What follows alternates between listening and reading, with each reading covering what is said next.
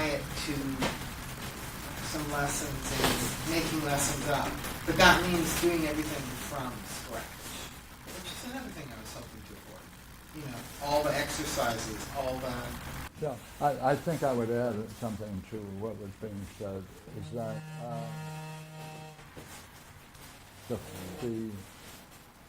the role of Homer has to be taken into consideration in Greek thought when you're studying Greek. Yeah, what do you... Or why? Because that's their Bible, but the way in which things are structured is on multiple levels. And you give us... Luckily we have an open forum. What example would you give of that so I can get your meaning? Well, the Iliad was the easiest, Okay. right? But in the Odyssey, you have to ask yourself, why are they two distinct parts? That is, when he gets back to His home. yeah. Ithaca. And let's say the journey and home. Mm-hmm. And therefore it requires the reader to see whether or not there is some possible way of understanding that journey within some grander scope, because it doesn't make much sense unless you go for a grander scope, because the stories appear to be discontinuous. Okay, I thought I was with you because I've heard you talk about it as bringing a victory home, as we do as we talk about the difficulty with that in midwifery terms. That's right. Right? But is that what you mean, or have reference to, or Well, something? That's not a very but big really, that is only the part when he gets home. What about all of those strange journeys that preceded, all the way like to the Phaeacians up to chapter 11? Yeah, the cave of the nymphs. Yeah, all of that them. stuff. Yeah. So therefore, one has to come to a realization that one part is so well described in terms of its structure, which is going home. You can keep that one idea, going home and trying to get revenge on the suitors, throughout that whole episode. Can you do that with the earlier part? No. If you mean can you. Yeah. But I mean one should be able to. Yeah. I've heard you do a lot with that. Yeah, it invites that kind of thing, I'm suggesting. Yes. And therefore the reader in those days is not only doing that, but the heart of the Odyssey is revealed that Zeus designed the Trojan War for the education of the Hellenes. Right. That's interesting. Okay, so therefore, if you're reading this work, you're Greek. The major thesis, which gets, as a matter of fact, the last speech before he goes home, gets his ride back home, is the Phaeacians are telling him, hey, look, like Odysseus goes through a beautiful description of the battles and his courage, and they top it by saying, look, you don't understand something that you need to know, that the entire Trojan War was designed by Zeus to benefit mankind. He has to understand it. It's an object of understanding. So now suddenly they have a work, a so-called Bible, where the goal is understanding. You're going to try to understand the great war at 1400 BC, nearly 1,000, like if you're a Greek living in Socrates' day. You're trying to understand something that took place 1,000 years before you. That's the model for understanding and the role of history, and therefore of the interaction of the gods and why we are where we are.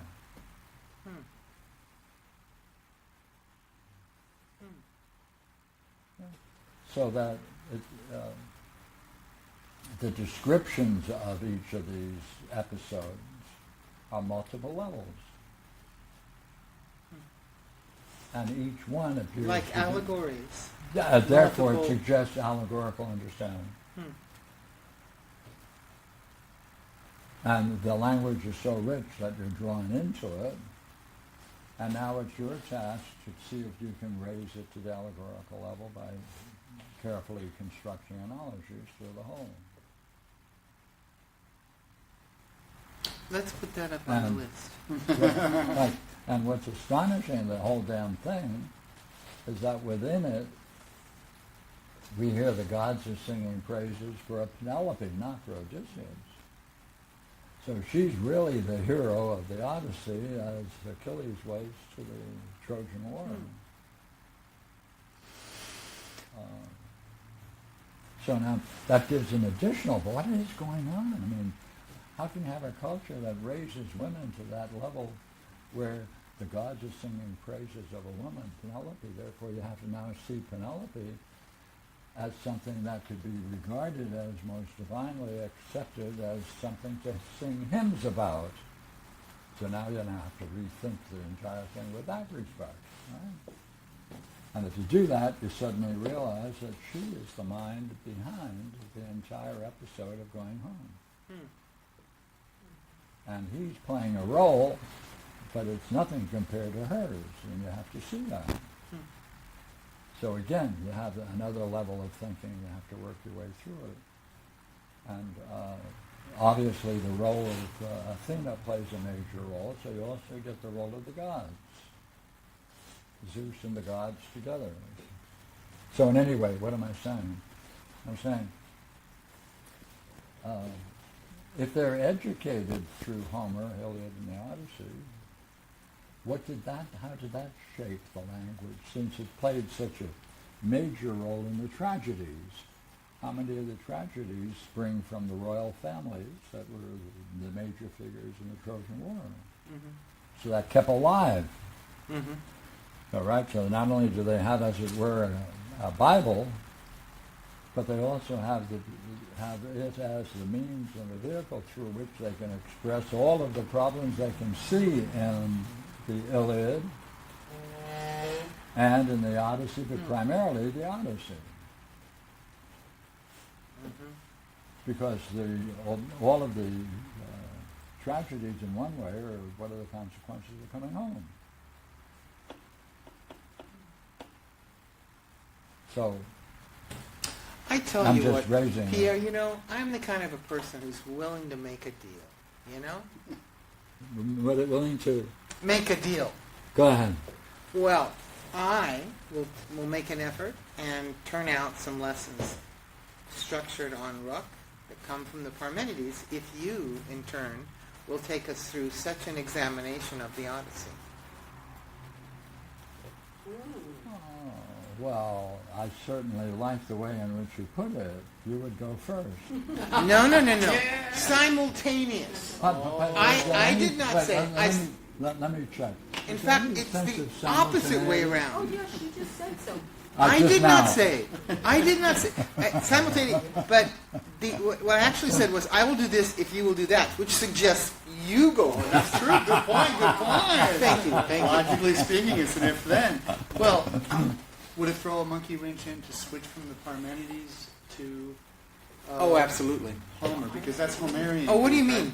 Oh, my If God. you were to structure a couple Oh, my lessons off of... Okay, then that is a monkey wrench. No, nothing. Do I look like shocked and horrified? No, I don't know why I would look shocked and horrified. But wait a second. Because then we could really do See, them together. the point is that's the dialectic. How do you make distinctions, or what he calls definitions, as the first step in any kind of thinking? Then you make divisions, right? And then demonstrations, and then analyses. Those are the four steps in any dialectic. How would they apply to this?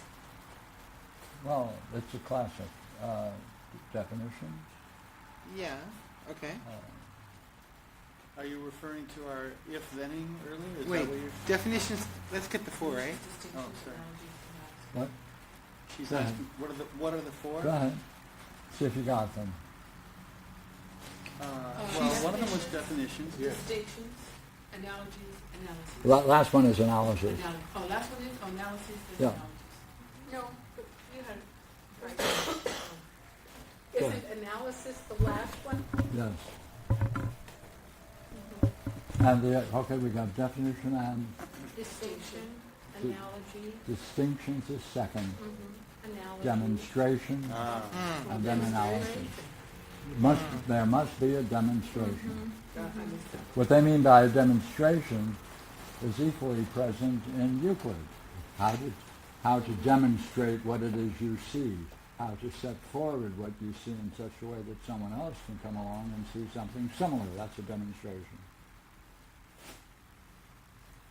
And then you can make an analysis of it. There's the 4 stages in any dialectic. How does it apply to what we were just saying, though? Pardon me? How does it apply to what we were just saying? Well, didn't you just raise the question of we'd also like to see the structure of the Parmenides? Oh, not the no, okay. The word structure, so what Barbara was saying earlier was that she did not use the word intimidated, but I'm going to throw that in. She's a little intimidated by looking at Ruck. No, she's appalled, I think would Okay, be better yet. more accurate. She's appalled at looking at Ruck and how he has broken Greek down. Oh, actually, in the that way is he not. has, No, that's and not then the issue. thinking about applying it in the same way to Parmenides, or did I miss that? Trying to do that in the Parmenides would be a daunting task, or no? No, trying to teach Greek from the Parmenides and having to invent the wheel, that is intimidating, right? To invent, but that's why I said that I had never occurred to me that I could use his sequencing and adjust it wherever I think is necessary and apply the sequencing of the stages of learning to the Parmenides. That's a possibility, right? Okay. And that it makes it moves it from intimidating to just an irritating large task, which is why I felt very comfortable saying to Pierre that he could then take us through the entire Odyssey in return. Another But- irritating large task. But that doesn't tell me that. No, it just seems like of course the way we're meeting, it doesn't really ask for much. What do we meet? 3 times and then Pierre's gone for 3 or 4 weeks. But on the other hand, what I don't see is how to apply. I don't see 2 things. I don't see what you mean by bringing in Homer into such a course of instruction. I understand that you're saying his use of the Greek using his work as a Bible, it is a multi-leveled thing that one must understand. Yes. I take it. Okay. That I get. I mean, I get that you're saying it. I don't see how it would be integrated into the instruction of Greek. Well, I thought we were linking it in with the Parmenides. I still don't get it. I thought that was Oh. No, my I was suggestion pulling was, I'm great at making suggestions that give other people homework. Yeah. And I've noticed that's that. all I was doing, is I was saying, well, hey, let's take Barbara off of the daunting task of applying a Ruckian sequencing to Parmenides, and instead give her the task of applying a Ruckian sequencing to Homer, and learn Greek through Homer instead, and that way we could do her teaching us Greek via the Ruck method, as we're also going through with you in English, and going through everything that you just had us go through with Homer. I would. I thought it would be nice to do those together. The idea of saying that to understand classic Greek, it is best to be grounded in Homer. Is a claim that others make that I'm not in a position to verify. They don't give reasons. Huh? They don't give reasons for that view. Well, I mean, see, the thing that what makes it problematic for me is I don't know Homeric Greek. Homeric Greek is 1,000 years removed from Attic Greek, at least, and therefore the forms are different. The meanings of the vocabulary are different. It's poetic, and therefore is meter. There's certain adjustments to the word endings and such because you have a certain number of syllables to fill out. Mhm. So all those things are things I would then have to learn myself in order to teach them as pre-teaching to teaching the Greek of the Parmenides. You're not doing anything, right? Yeah, it sounds like so much fun. You see, even what you just said requires an audience that is attuned to those kinds of distinctions and is listening for them. What, The You meter, mean- the number of words per line, yes. etc. Oh. Right, it's sung. It's essentially sung. Yes. And that, Well, that lends itself to the idea that here's a cogent work or an intelligible work in a religious work, in a work that is totally different from any other religious work. Can't do that with the Old Testament. so,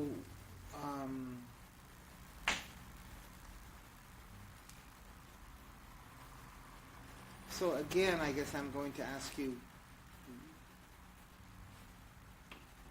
what do you see as the advantage to learning to learning Homer? You just said you can't give an account of why people say you need the one to do the other, But, you don't know why. You know that experts say you need to have an understanding of Homeric Greek before you can really get into Attic Greek. Right. That's true. Well, I was just adding that to the mystery of studying classic Greek. That's all. I was saying there's also a school of thinkers who make this kind of a claim. I am not making that claim. I got it. That is to say, I can make it, but I cannot support it. Therefore, it's a borrowed opinion. So are you thinking that if we looked at some of the stories of Homer,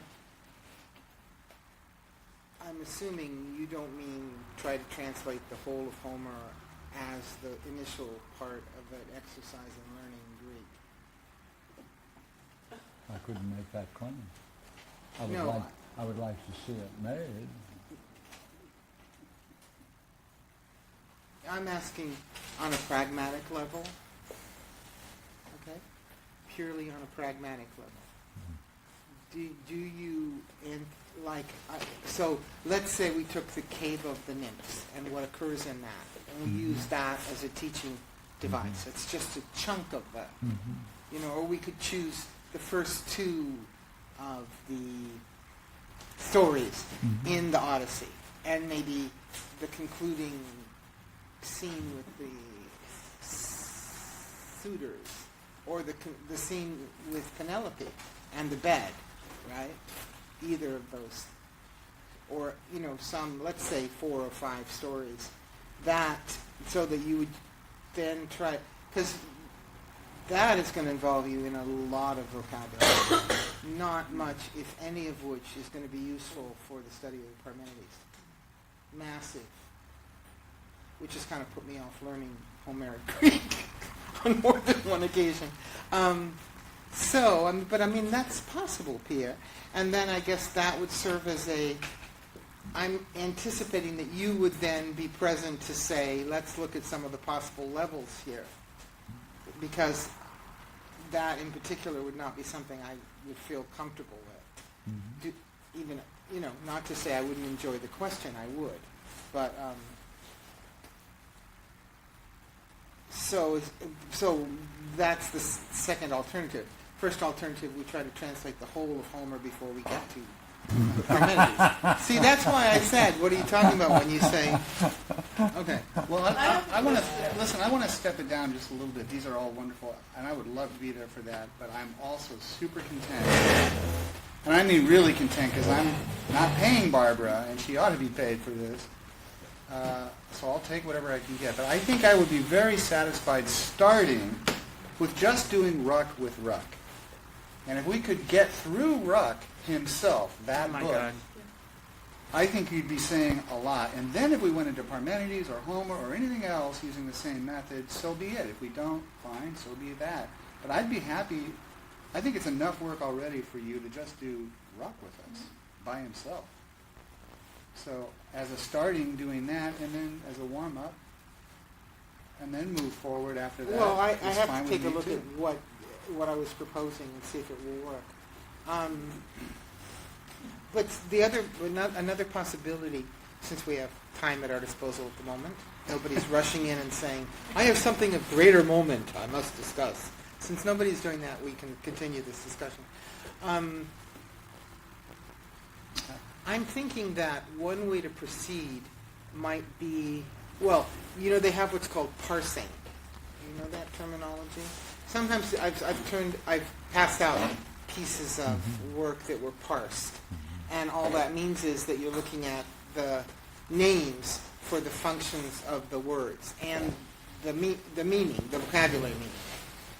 And it seems like then we could proceed something like we do in the Parmenides class, which is some people now have a little grasp of the Greek, and we can talk a little bit about, well, this is an adjective, this is a participle, this is a, and therefore it raises this kind of a question, right? So you could do the same thing with a passage from Homer, especially, I think, if you were selective about what you wanted to work with.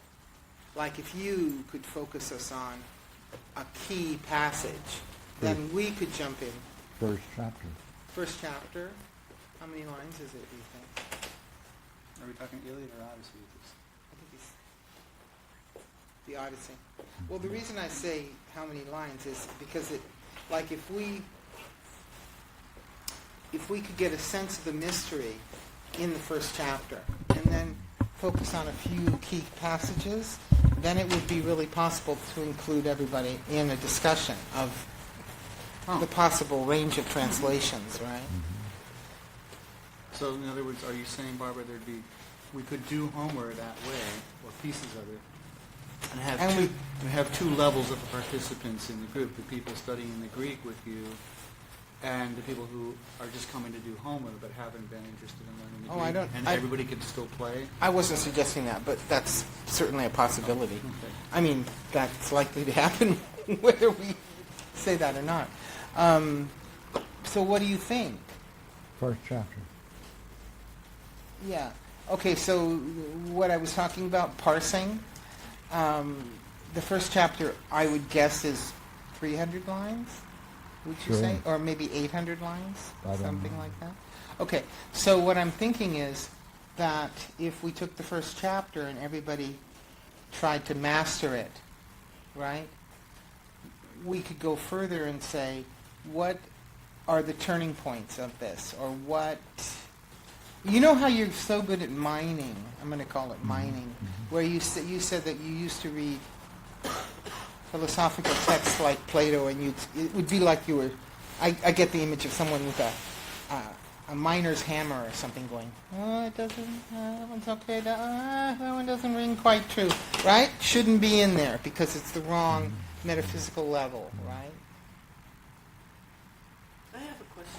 Hold on 1 second. Okay. So if you could do that, and then if we could narrow it down from 800 lines to, say, a maximum, I would say, which is still a lot of work, of, say, 40. Be better to have, like, 20 lines that you think would really let us see a range of level possibilities. That would be great. And but I think I'll read through the first, and I'll talk to you about it, and maybe Sure. see if we can move it forward at all. Sure. Julie. Okay, so Ruck says here that to translate Plato by the language of later philosophers falsifies Plato's writings, which were in large part the attempt to discover that very language. So I'm thinking, could we take some parts of Plato where he cites Homer and use those parts of Homer in the context of Plato discovering the language? Yeah, well, see, There's that famous one from... that's going to raise The a Odyssey, very right? interesting problem because he doesn't understand Homer. Well, that would be a good lesson. Like in the quote about the king of... I'd rather be the son of a landless serf? No, worker of slave of a landless serf or something on earth, and be the king of all the dead, something Yes. like that. And then that's repeated Oh. several times. No, I had reference to if my work on Homer can be cited, Mm-hmm. all right, it shows all of the principles of philosophical midwifery in one place. Mm. Without a midwife, he does it to himself. He meaning Achilles. Yes. And for many people who have read that work, find that an amazing point to make. That is to say, it shows a level of integrity and meaning that they never anticipated or could have guessed was there, even though they read the work many times. I'll have to reread it. I know I really enjoyed it when I first read it. First couple times. That would be fun. Well, yeah, but I don't want to do that because I'd rather do the Odyssey since I know the Iliad. Oh, More fun doing something that I thought I might do in the future to use it to do it in the present. mhm. But in any case, you see, I demonstrated that by doing the work on Homer's Iliad, that the Greek mind, even at 1400 BC, and works that are then written about that war at 1400 BC that may have gone on for 400 years, or at least up until the time of writing of Homer, which is approximately 800 BC, that of necessity there had to be in an oral tradition, therefore it was sung wherever they went, was framing the Greek mind. And therefore the idea of excellence and the idea of pursuing goals and being able to understand your failures, that entire procedure of understanding, which we now call philosophical midwifery, had to have been in place.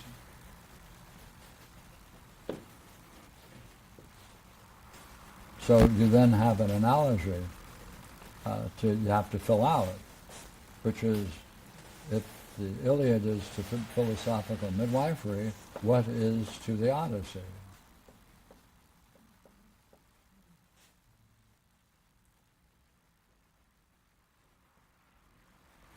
And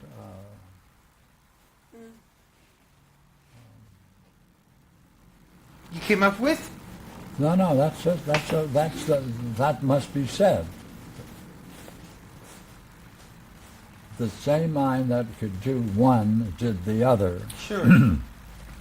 No, I was just wondering. You're not going to fill in the blank? No, not yet. Okay. No, that'd be spilling the beans.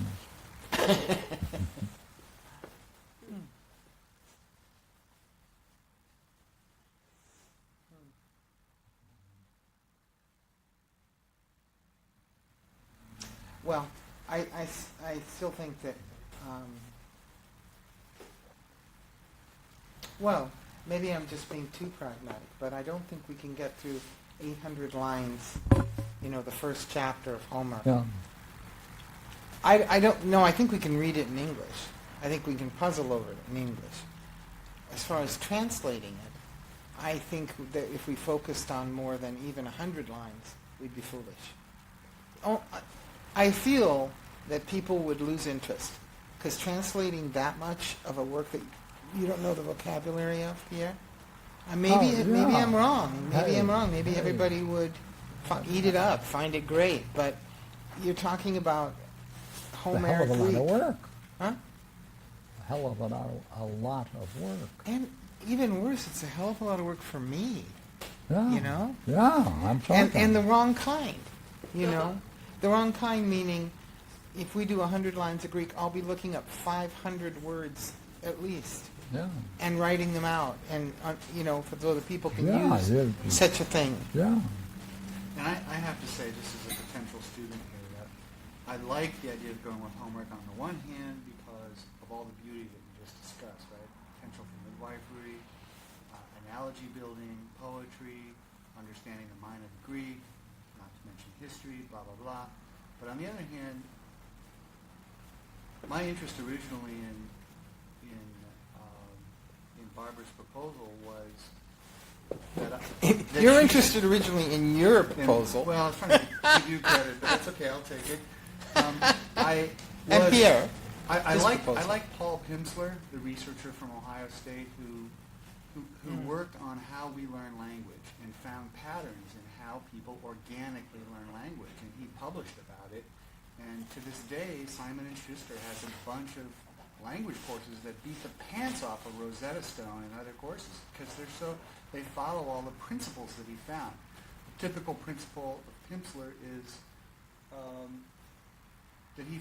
how good is repetition for you? He found that actually a lot of repetition actually is counterproductive. Not enough repetition is also counterproductive.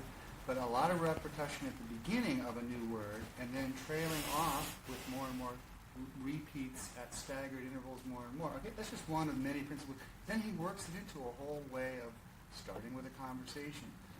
Ruck is the closest that I found to this organic approach. What I hear in what Barbara's saying, just from my side, is, and it strikes me as she says it, yeah, with the Homer, you're not following any repetitive model at all. You're getting an onslaught of vocabulary, which may or may not be repeated, won't be useful in the Plato, all of that stuff. With Ruck, No, it's likely to be repeated in Homer, but it's like the spear goes through the eyeball and the interior, gooshes out, and he's slit in his stomach and the spear passes through and he keels over. That's all going to be repeated in the Iliad. But okay. Sorry, I shouldn't have interrupted. There is a lot of repeated vocabulary, but there really is an onslaught of vocabulary in Homer. It's an And onslaught. the very virtues we saw with Parmenides, that the Parmenides has a much more restricted Yes. set of vocabulary, although the grammar is pretty much intense. Grammatical forms I'm talking about, but like the noun forms and especially the verb forms. But vocabulary of Parmenides, limited. Vocabulary of Homer, I know. so...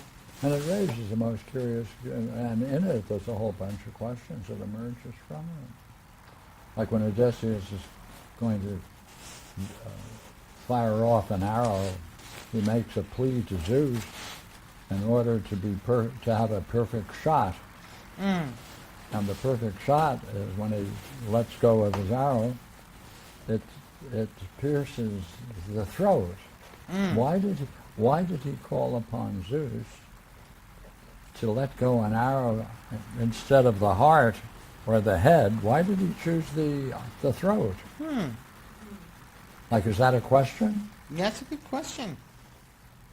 Are you trying to make the point that all the particulars that might look like Yes, particulars are actually, every single one of them is necessary of allegorical? course. Yes. Yes. Like right now we can say in the work that we have in front of us, Proclus takes that one line out of the Apology about the trifle, right? I'm wise only in this trifle, that what I do not know, I do not think I do. He spends a whole page making analysis of that in our work on Providence? Yeah, Providence. Proclus's work on I Providence. have it here. Yeah. What did you find in it? I haven't looked at it. What? Would you say gets an A? No, he- I remember you recalled it to me. He gets an F minus.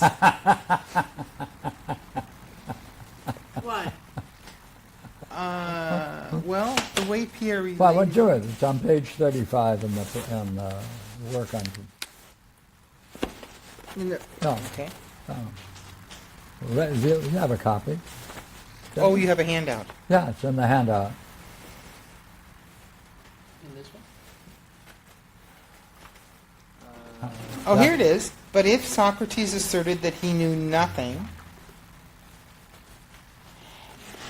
and the Pythian oracle pronounced him to be on this account the wisest of all men, as he himself informs us, consider the profound meaning both of the Pythian deity and of Socrates, and how by the assertion of knowing nothing, this is implied that the good alone possesses an exempt transcendency, but not he who possesses scientific knowledge, and this it is to know that he does not know.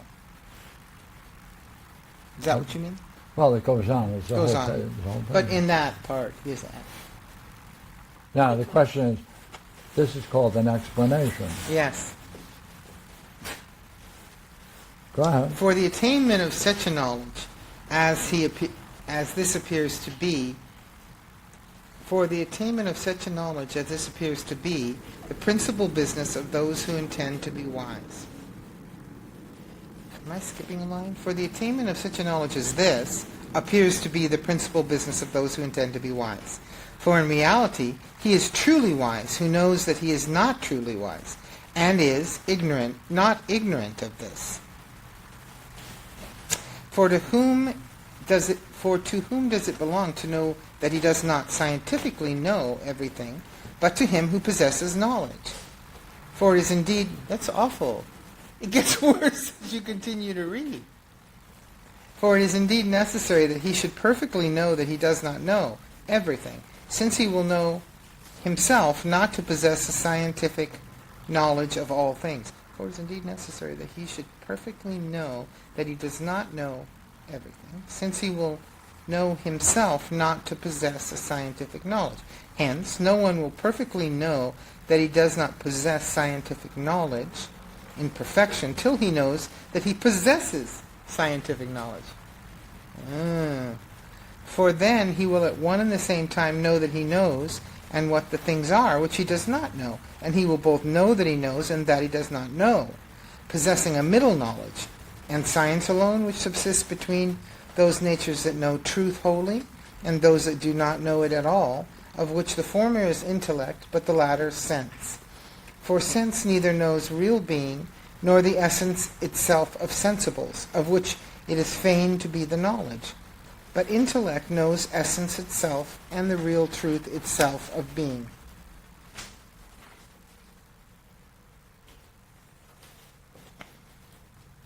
Intellect knows essence. Okay.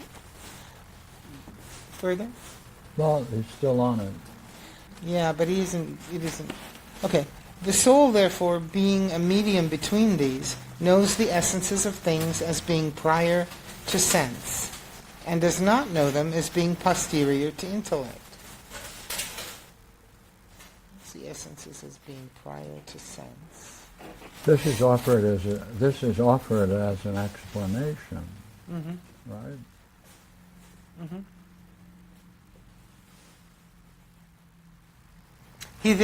He therefore that is wise will both know that he knows and that he does not know.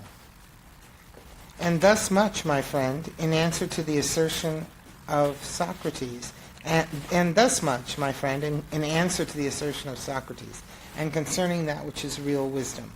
Hence it is not proper to exterminate the reasons pertaining to science, neither on account of the mathematical sciences being distinguished from the first science, nor on account of the hope of obtaining true knowledge after a separation from hence, nor on account of the answer of the Pythian deity. For it is Plato himself who exclaims that if science is destroyed, it will no longer be possible to make an assertion about anything, and not even about that which is contingent.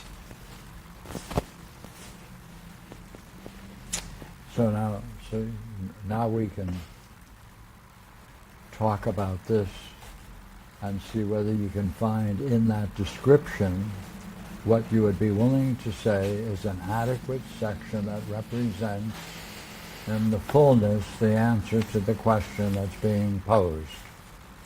The question is how to understand that one statement that follows the idea that Socrates only knows by a trifle a difference about knowing that distinguishes him as wise rather than foolish. Mm-hmm. So where would you go to say here?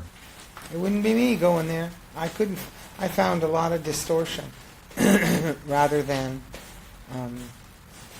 But this is- anything that clearly explained the meaning of that phrase. He quotes it. and many things Kind of. that are not relevant to the issue, or metaphysically might be, but it's tangential.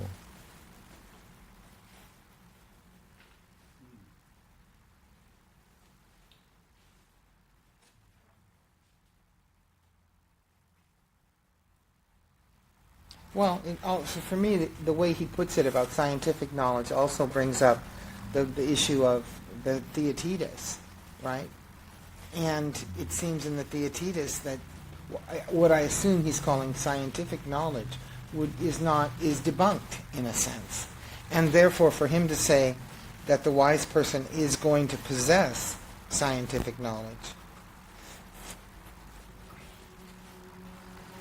and that I take it, although I would have to go read it again, that the things which he does not know are said to be what? The things such as the good, which are exempt transcendentally from being objects of knowledge.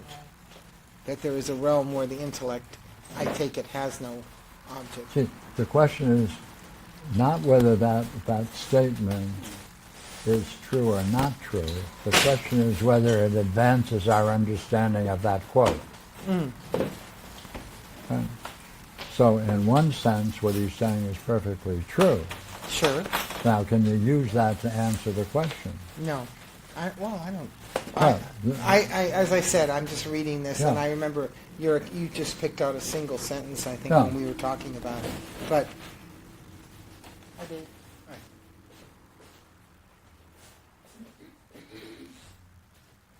You won't believe what I committed you to, Dave.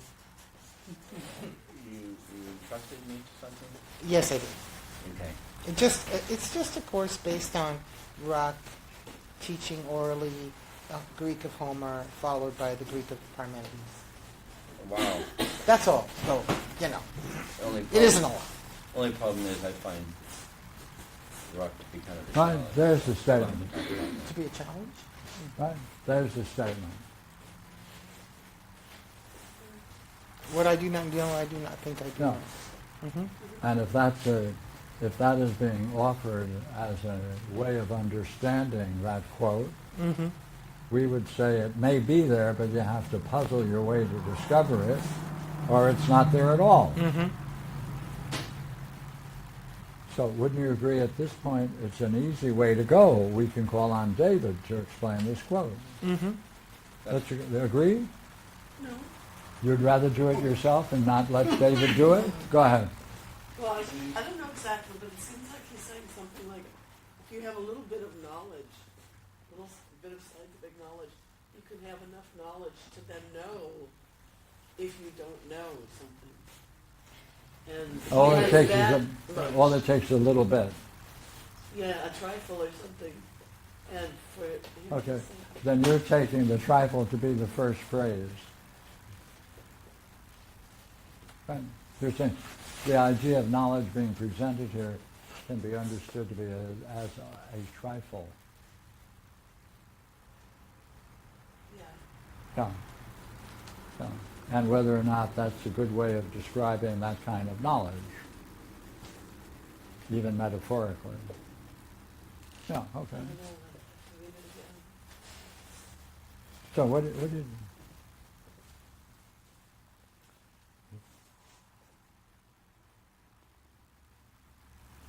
Well, if you put in the good there, it reads kind of funny. What I do not know, the good, I do not think I do. It just doesn't work. and yet it seems like it's Proclus's position that the unknowable realm is of the objects higher than the objects of intellect.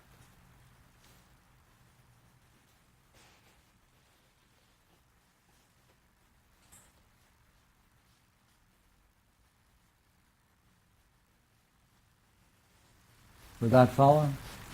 Therefore, he can never be mistaken. You could never mistake the one for the other. Yeah. That would seem to be true. Which is a waffle. Yeah, I think so. I think he can't be mistaken.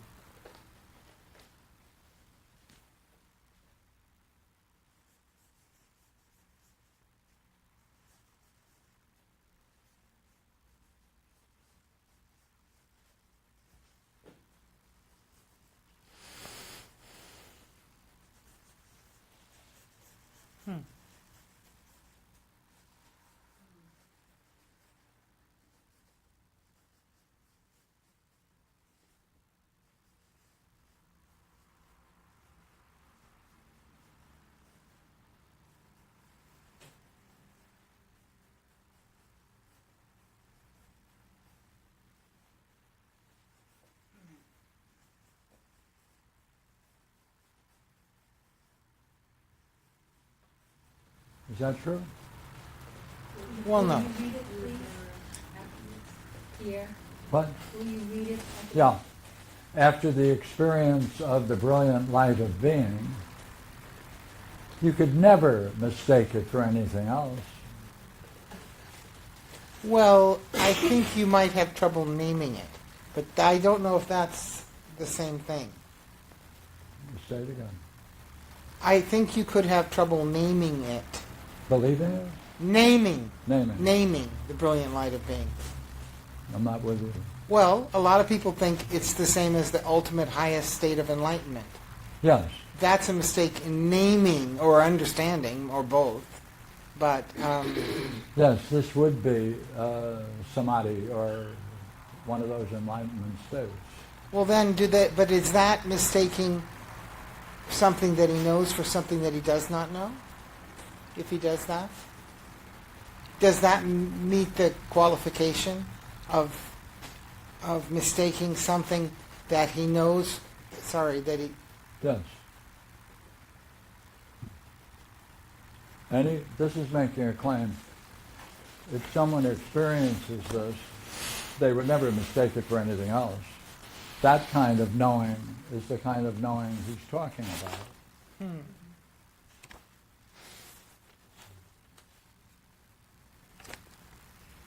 Oh, he would never mistake it for anything else. That, Because the assumption is there is something that he must know that can escape that riddle, which is not stated in this statement. I took, would you not agree, for someone who's using language with a certain precision, if they talk about not knowing, they must have an idea what knowing is. okay. Or they couldn't refer to something else as not a case of not knowing. Okay.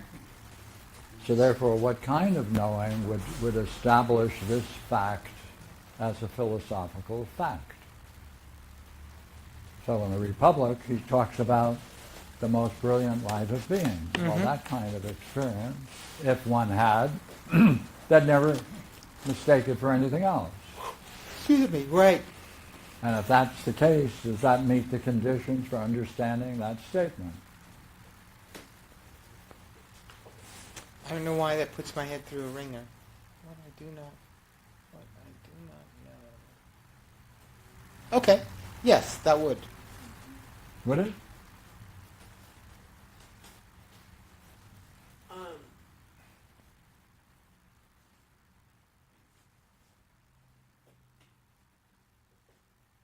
It could, but I don't think it's necessary. That's pretty curious. I don't think it's necessary. tell us why you do not think it would be necessary, though you do see its possibility. Go ahead. Okay.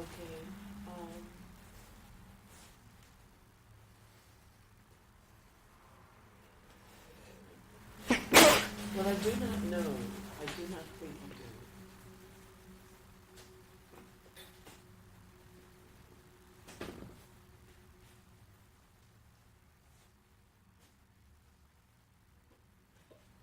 do. The assumption here is that presupposes there must be a kind of knowledge about which you could never make a mistake.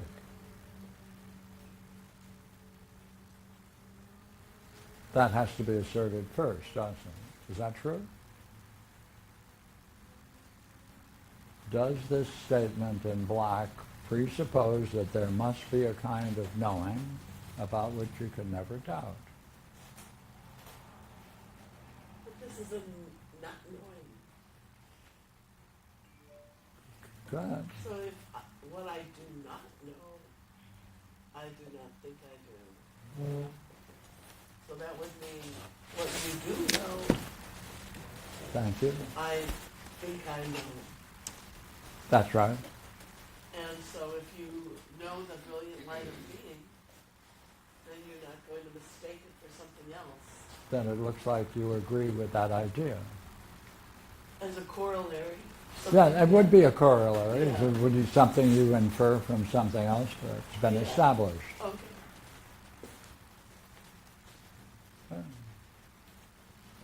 Okay. If that's the case, all right, does Proclus offer something equivalent to that in his description of the significance of that quote in his work that you just read on Providence? Well, he offers that line that I keep going back to. Now there's one line in there that might fit, but that's only after you've understood this.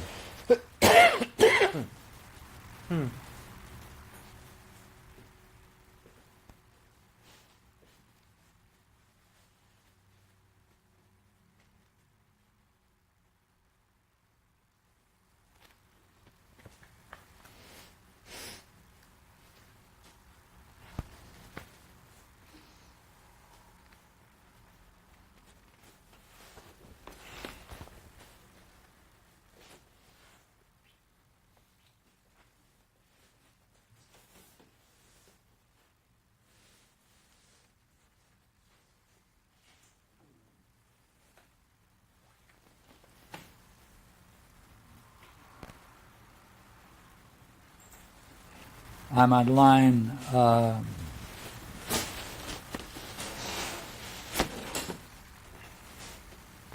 it looks like well, it's about 6 lines up from the bottom of the page. For then he will at one and at the same time know that he knows, and the things are which he does not know,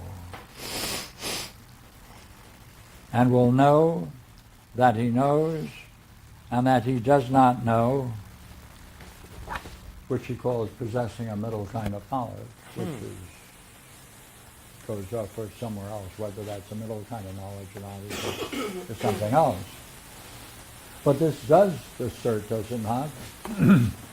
That is by implication that there's something he knows and something he doesn't know. So in that respect, he's right. But does he explain it so that you can see that that is something that can be asserted, which is true? Well, it wasn't clear to me. Yeah, okay. But hold it. Well, isn't he incorrect in the very beginning because he says Socrates asserts that he knew nothing? That is not what he asserts. That's not true. That's right. It's not true. It's not what he asserts. Yeah, he's way off, because that certainly is not the case. Yeah, that whole opening passage is certainly doesn't pass the smell test. Yeah. Add more to it? Well, so then later he brings in that he does know something and he doesn't know something. Does. But So he if, contradicts but himself. if Yeah. the Pythian oracle is saying that he's the wisest, well, as far as scientific knowledge is not in the realm of Well, remember, wisdom. this is a view of knowledge pre-scientific. That's misuse of words. Does the Pythian oracle say he's the wisest, or that there's no one wiser than him? There is no one, yeah, there Right. is no one wiser, right? Right. Yeah, but look here. If that's the case, would this be true? What would that be saying? That's the highest experience, and Yeah, if it is true that no one is wiser than Socrates, then what kind of a statement would the Delphic oracle be making if what we have written here in the red is correct? that's the highest state that can be attained, maybe. A lot of people could have that experience. Yeah. But that wouldn't do hidden fit then. Then there are many people who are wise according to Delphic oracle, and Socrates would not be the wisest. None of them would be wiser than the Yeah, other. no one would be Right. wiser than Socrates. Right. Oh. So for the statement, no one is wiser than Socrates to be true, what must that say? That he must have had the most penetrating insight into this, or he's the only one in town who's experiencing this kind of thing. Mm-hmm. So now what do you do with that?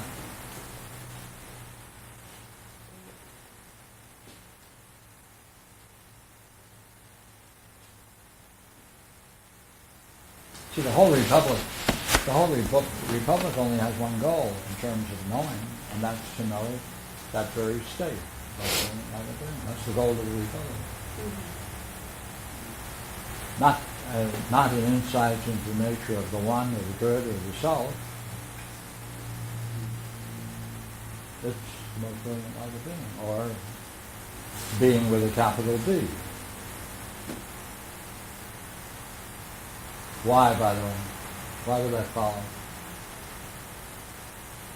What's so hot about that? How does that relate to anything in philosophy?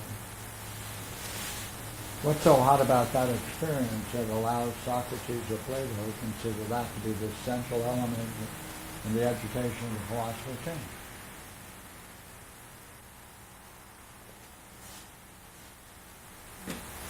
Well, it's the idea of the good, with reference to which, the lawgiver lays down laws of the beautiful, the just, and the good with respect to that experience. And without that experience, nothing else is useful, right, or beneficial. That's not really an answer. I don't know. Wait a minute. How can you put that forward at the same time and say, then I do not know? It was the nature of your question. It was the nature of your question, which I thought was something along the line of how could this be, in what respect is this the highest experience? I'm paraphrasing it. In what respect could this be the goal of the Republic, right? Or See, in many systems, mystical systems, especially Buddhism, there is no such goal as that. Uh-huh. Okay. Rather, it's to consider this to be,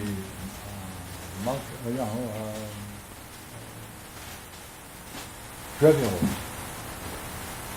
Why?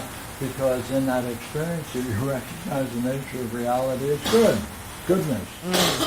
You can only get that from that experience, not from when you want to say nirvana is the ultimate expression about which you can say nothing. They characterize it as nothing. So it's shunyata, right? That's true. You cannot walk away from that experience and use that as a basis for understanding the role of the philosopher king. Mm. Because the essential quality in the philosopher king is justice, Mm. which is why the basic category in the republic is nature of what is just and what is not, or the tyrant and the king. Mhm.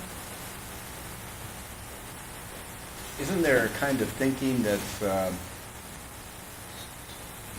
true? For instance, you can know what it is you don't know. Yes.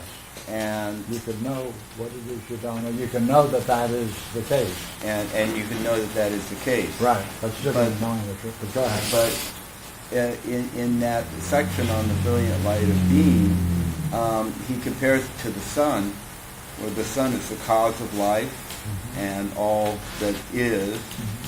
And so if you have that experience of the brilliant light of being, although you couldn't know it, you would know that how you know it Yes. has a cause, Yes. and that cause is eminently true in every way, Right.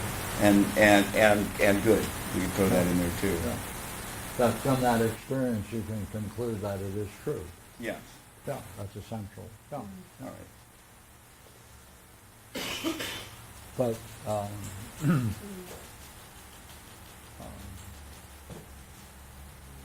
could you go further and make a statement about the way in which Proclus is understanding the idea of providence? Since this idea plays the role of the whole page, right? It's a major part of the work. Does he relate this to providence? No. I don't know. Are there any other copies, or did they all go out? He relates it to knowing. What he calls scientific Yes. knowing. Yes. What? He's getting a copy. No, he's getting a copy of the paper. Oh, good. Well, scientific knowledge is episteme, right? Yeah, it's And so you could kind of drop out the word scientific Yeah. and read it as knowledge. It'd be much easier. So, essentially it's the knowledge of being. yeah. In whatever category Wow. you include the word being. Okay. Yeah. So it's even higher than, well, okay. I think somehow I didn't like the idea of making, well, for one thing, that's the lawmaker, and that I was using in my answer. You asked me, why did I undercut it in a way? And it's because it seemed very impersonal, the way I put it. And what you did with it, and I wouldn't have been able to give your answer had I had it, because I would have also undercut that answer. I am very good at that. I should become a lumber person, because I'm really good at chopping these things. Because in that definition of justice, you have to have that vision before you can proceed to do anything, right? Public or private, you have to have that vision. So it's key to a human being's life, and it should be key for providence and the Proclus, but who knows? So far, I haven't noticed it, but I haven't read it. So. Embarrassed to say, truth is truth. Okay.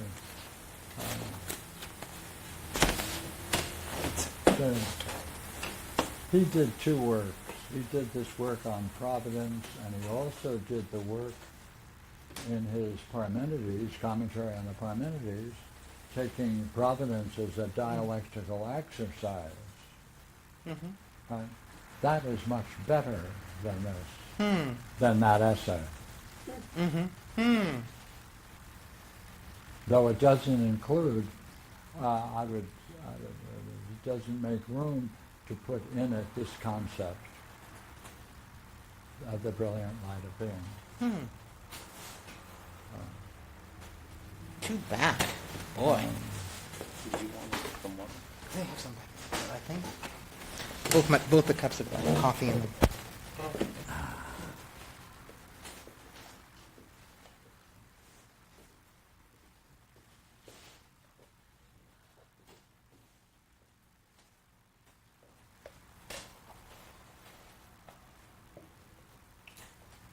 What do you think of the opening of his work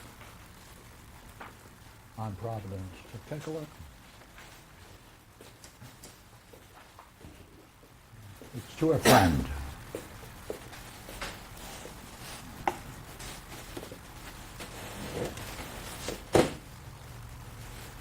Is it hot in here? It's hot everywhere. Ah, okay. I thought we'd turn the corner into cool weather You can open the back door. and we'll roast it.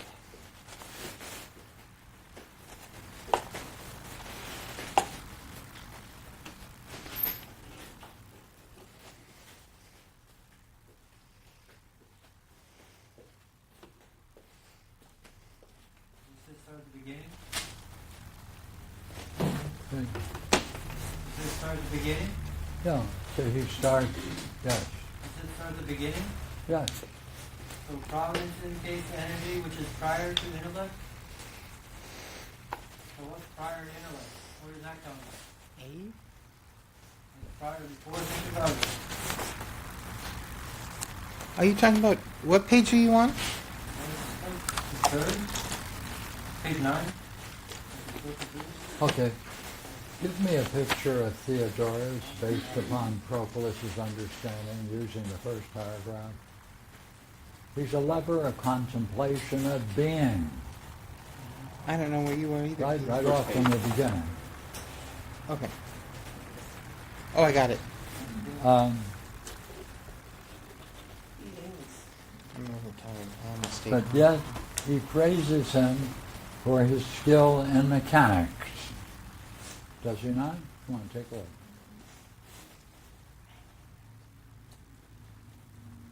And the reason this subject he's going to bring up, it's been 1,000 times investigated, it will never have any rest. Why? Because the soul is excited to the discussion of them.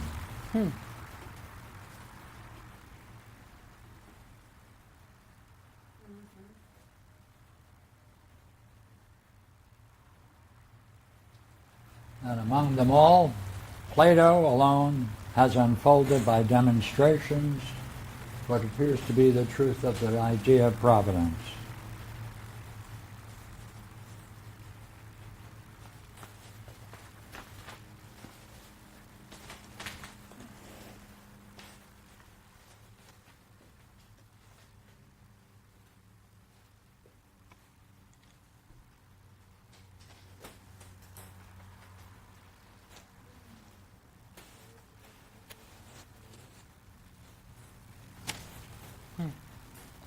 Okay?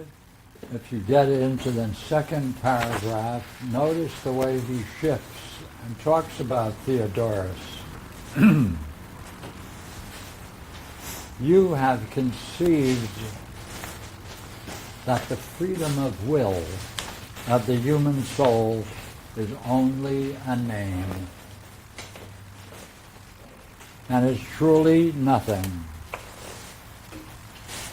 since she has the arrangement in the world. It's subservient to the energies of other beings or things, and is a part of the mundane fabric. Did he shift from a lover of contemplation of being?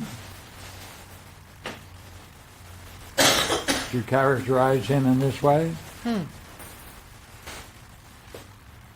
Because now he's attributing this view to Theodorus. You have conceived that the freedom of the will of the human being is only a name, and is truly nothing. Wow.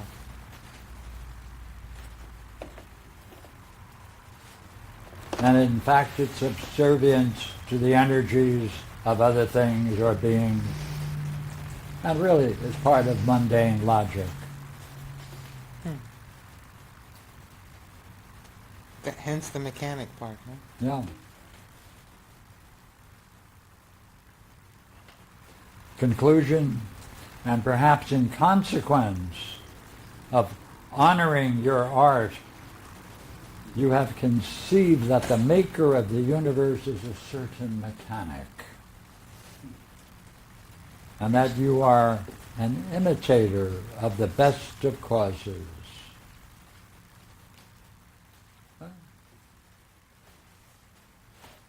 So, my only point is, does he shift a bit about his friend? Looks like it.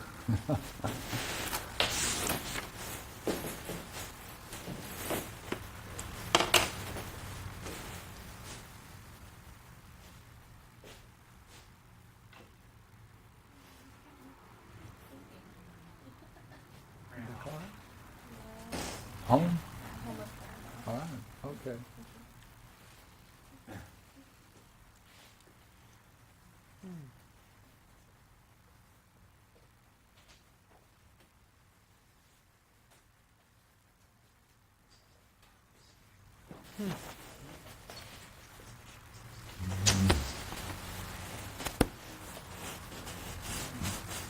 Now in this work,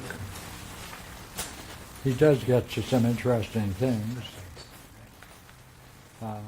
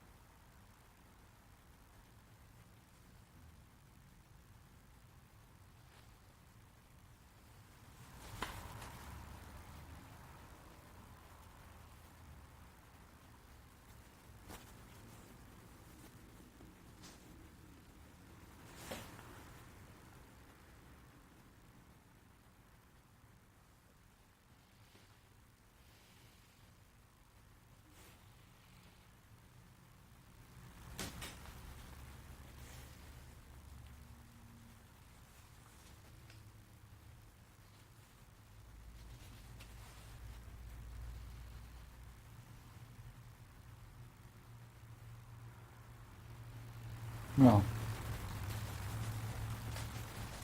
I'll put the work aside. And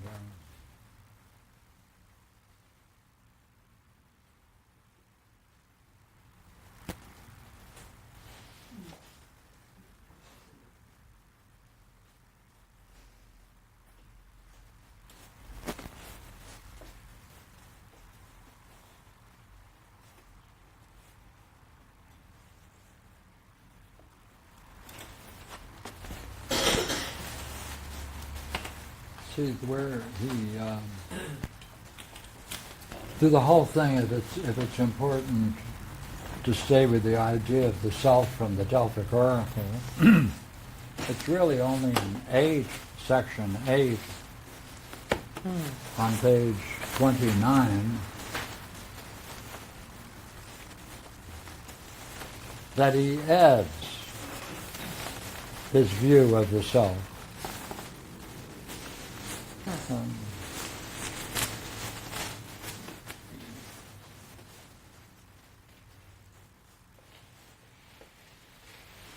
That the rational and intellectual life is naturally adapted to know itself, and in consequence of this knowledge, to be converted to itself.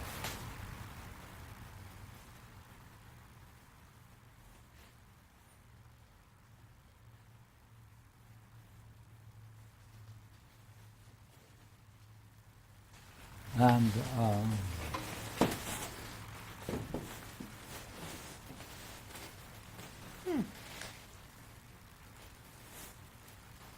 That's interesting sequence, isn't it?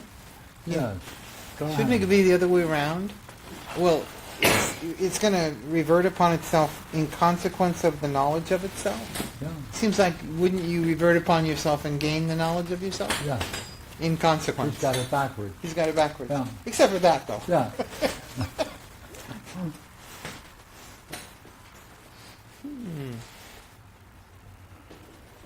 Nice. So what we're saying is,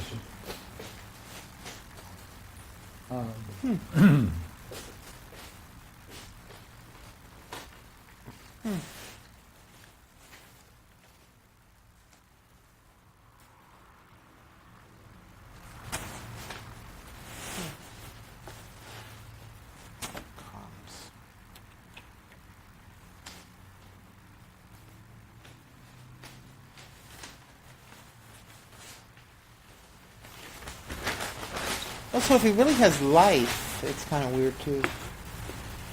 The rational and intellectual life is adapted to know itself. And in consequence of this knowledge to be converted to itself, like line 14, 15, 16 on 8, section 8.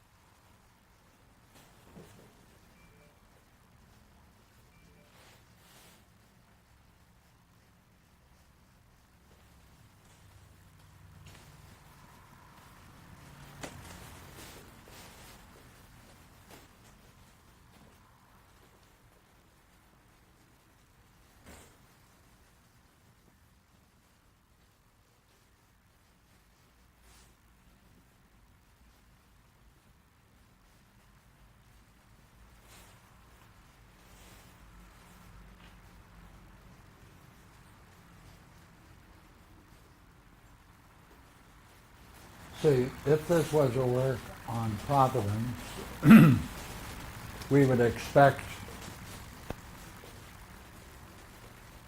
a very clear definition of what providence is. Pointing out the nature of the word and the parts of the word and how it fulfills the definition of it. Then you'd want to know how it functions among beings that are open to providence, since it presupposes a participation in mind and excellence. Not all beings have that such ability. So in any case, you'd have to specify how it functions among beings that are open to it. And then as a consequence, how do these beings relate to themselves under the influence of providence? And then, equally well, how do they relate to the source of providence? Right? And if it were done properly, you'd always have to then, on the other hand, ask,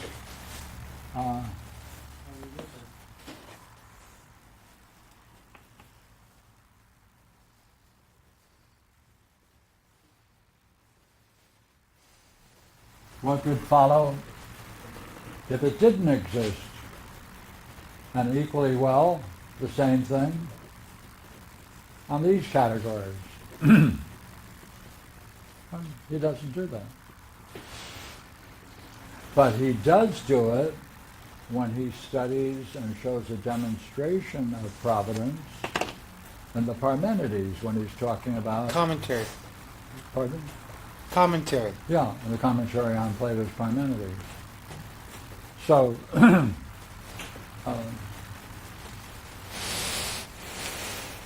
and this could have been done as an essay,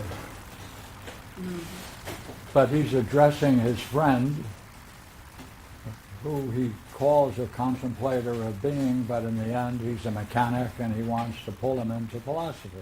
Mm. Good luck. Good luck.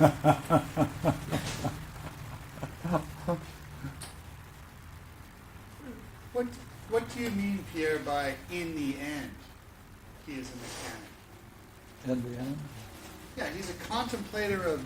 How can one be a contemplator of being and yet in the end still be a mechanic?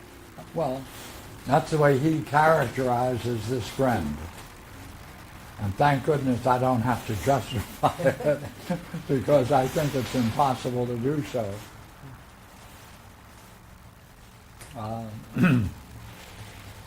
I guess to be fairly polite,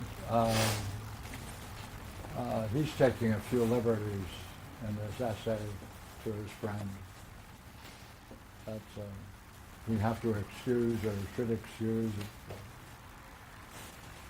But he spends a great deal of time on the soul and many other things, and the 5 different ways in which the intellect can function, and sense experience, and he contrasts providence and fate. That's all good. But he doesn't go into the nature of providence. He spends a considerable time on fate, because fate is what exists independent of providence. And therefore he's really addressing his friend's weakness in this essay. Hey, you are looking at the world purely as a rational system that's closed and mechanical, and let me tell you what that means. That means you really are understanding your existence in terms of the word fate.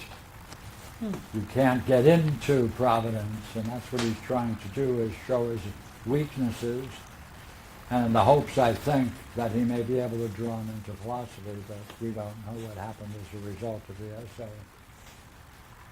Was the title later added? What's the title? It seems then that it's simply mistitled. And if he's writing a letter, maybe he never titled it. It was added later by a translator who didn't follow it as closely. Yeah, but you see, the title captures it. He goes back to it, though. Pierre read... Well, he's saying... Providence and fate is really the essay, where he doesn't spend too much time on providence, but mostly on fate. Yeah, Barbara? Well, I was just saying, I think Jeff was saying that the word mechanic in the title might have been added by somebody. But I said, we read a quote later from the first couple pages on where he calls him a mechanic. Yeah. Again. And then describes him and then describes as a mechanic. Yes. Even so. In a closed system that's rational, that lacks any supersensual element or providential nature. There's no exit for this mechanical guy, Jeff. No, it's the on-providence part. Well, Taylor's got it titled On Providence and Fate. Right. And that which is in our power. Yeah. I don't have the Steele copy, but does Steele do the same thing? The Carlos Steele?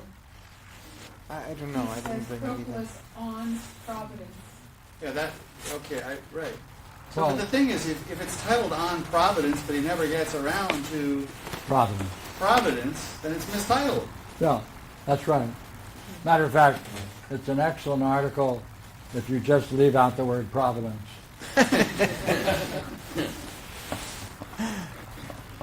Because it is on fate, right? And that which is in our power. Because that is essentially the nature of fate. That which is in our power, separate and distinct from providence. I think you should add what's needed here, Pierre. I think you should add what's needed here. Well, The providence part. Yeah, there it is. Those are the questions. But with such an audience, I would expect that you would fill it in. On a good night. Yeah. Well,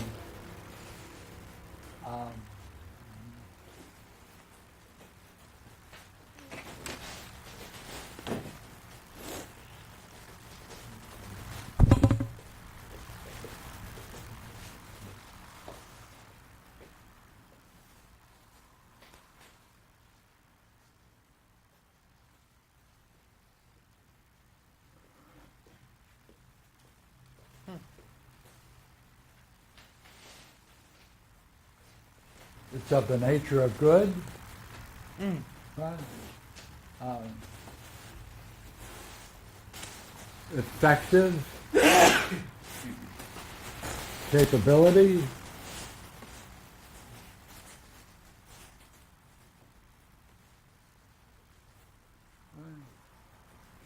and by necessity, infinite power.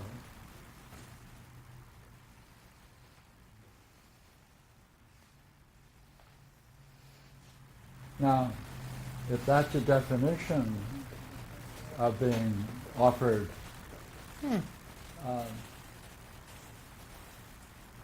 since providence, the idea of providence must be the bestowing of a good to each individual who is capable of receiving it, that matches most particularly their own philosophical development. That means there must already be inherent in its definition and possess the logos.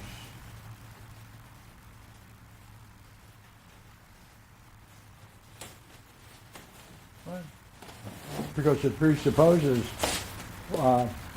for anything to be able to know what specifically you need, each of you needs, wow, that means the source of it must have an amazing ability to be able to make those kinds of judgments, and that presupposes a vast kind of knowledge of every single particular thing, and that must be and presupposes logos. Right? And since that means that this must have been going on for all time, therefore it's going on all the time for all the billions of creatures capable of using the mind over all time, and therefore it presupposes there must be an infinite power. Equally well, it has to be effective in both its choice and when it is needed, precisely when it is needed, presupposes an amazing effective capability. So when you put those together, that could be a definition of providence.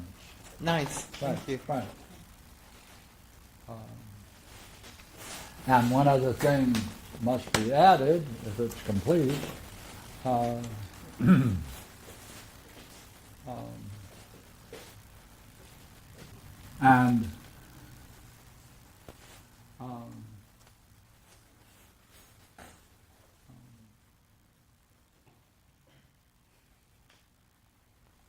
and the will that is presupposed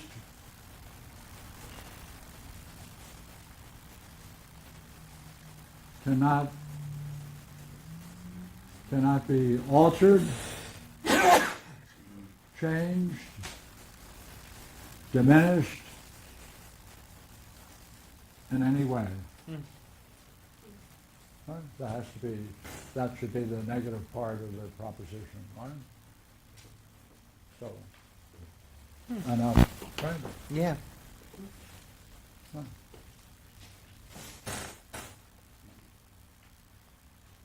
So, are we just having fun today? Do you want to let everybody know the proposal for the 4 works? You don't want to overwork. No, I mean you put on the top of the first page, the 4 works that we're going to cover, Oh, yeah. and we didn't read them. You didn't read them, so Okay. you might Next. want to. The next time I'm here, Fridays, I propose, in general, I'd like to go through all of Plato's dialogues. And therefore, I thought we would start on what are called the lesser ones, or the early ones. And in Volume 2, in the Loeb edition, Laches, then we do the Protagoras, then we do the meaning, Meno, and then we do Euthydemus. Okay? And then we go into the next volume. We're going to go through each of the volumes that are set out in the Loeb until we finally get to the higher ones, which are the Theaetetus, Sophist, Parmenides, Statesman, Republic, Timaeus, Parmenides. But you guys don't need any work on the Parmenides. Well, I can prove it. Right? I asked the wrong person.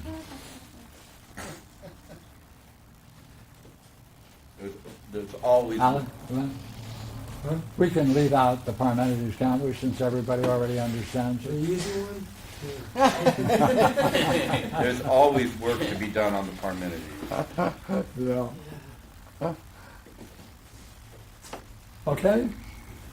Now, Barbara suggested, on top of that,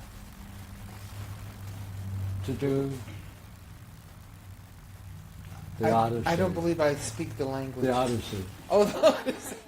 The Odyssey. Yes, I did. Actually, I believe it was, yes. Well, let us say, for a short period of time, we'll do part of the first You mean like chapter of the before Odyssey. we? When were we going to do it? You mean Well, the next time we meet. the Odyssey? Well, Aha. Okay. I mean, we don't want to waste our time. Yeah. So especially we were talking about the first chapter of it. Yes. So everyone's going to memorize Yes. it, come in with it Yes. in English and Greek, whether they know the Greek or not. Because right? you have to understand why the gods vacation in Ethiopia. Oh yes, okay.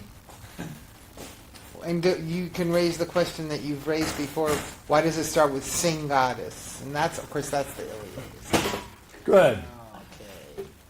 So we can't do that line, unfortunately. Sad but true. Which translation of the Odyssey? So and let's raise another question while we're in the mood for asking questions. Go ahead. You look like you have one. Well, I have one for after we're done. Okay. Let's make believe this is after. Hi, Sean. The baby is at home with the grandma. Sean? Yeah. I saw the hand go up. I was waiting. Oh, gee. I was wondering about that to Artemis program, because there's an opportunity to do a paper on technology and psychology. Yeah. So, yes. Yes, keep going. Yes. Well, so how's it going with that? Have you made changes or something? Yes. It's getting there, but it's. What did he say? He said it's getting there. He said he's getting there. It's getting there. It's getting there. Yeah. Yeah. Is that good enough? Well, I have not been clear at all, and I'm kind of hesitant to be clear about it. But that was clear. Hesitantly clear. So, and this is, I guess, a warning. I'm going to be contacting you soon. This is a warning. Please do. Okay, because I need encouragement. right. Well, one thing you may want encouragement in is Pierre has asked, and I'll remind him, he can put it in his own words as well, that we post on our website, on the Noetic Society, the one that you have designed for us, that he would like a little box, and inside it could say something with anyone who has a building or property they want to donate to our organization Yeah, can contact us, what, through Yeah. the, yeah, but we had that specification that we needed no less than 1,000 acres. yeah, and in a marijuana legal Yeah, state would be especially in New good. York City. Forested with running water. Yeah, with running water. But not too much running water. We want to draw the line at Yeah, take floods. out my comment. Yeah. So does that work? And we, and I don't think it can be done in the archive, can it? What's that? I'm sorry. Can there be a request for What's opening? a gift Get of registered money or property to a nonprofit organization? as a religious Is there organization. anywhere to put a little? Was that ever registered? Did you ever That'd be register? cool. Because it's Pierre's request, and I asked him again because I had forwarded it to I think to you, Jeff, It and was to you, originally? Sean. But Then it it still kind of looked like it exists fell as into the Yes. our busy lives and was swallowed up by. Yes. Zoom, I so made a note Thank you. in my note. it would be. So I said, Pierre, what about that? You want me to go at it more seriously? He goes, yes. Tell them I said so. I could check. Okay. I could check. There you have it. He said so. Yeah, would you? Yeah. Oh, I'd appreciate that Oh. if you decide to do it. What are you doing? Good. Yeah, Yeah. Barbara, Thank you. you know, Uh, it's, I'm good. Yeah, Voila. that's- What more? What do you got? Come on. No, she said if we want something done, it sounded like we should ask her, and she will remember and ask Sean. Are you the? Do you have the memory? Yeah. I just react fine violence. I Have you react- She reminds me. I'm just an amoeba. Have you done any meat? That's different in my Have you house. done any beatboxing with the baby? Didn't you used to play the wooden box? I don't know what that's Yeah. called. He Have you likes done it. any at your? He He likes it. loves Cool. Even if I just play on the table, he loves it. All right. Yeah. Wonderful. How old now? 15 months. How many? 15 months. 15 months. That can come out to years too? Yeah, a year and 2 months. Ah, good, good, good. And And doing great and Yeah. wonderful. wonderful. Oh, great, great. Congrats Yeah. again and again. Has he been surfing? No, he hasn't been surfing yet. Okay. Next month. Okay, take a break? Thank you. Okay. We don't often get a chance to criticize Proclus. Right.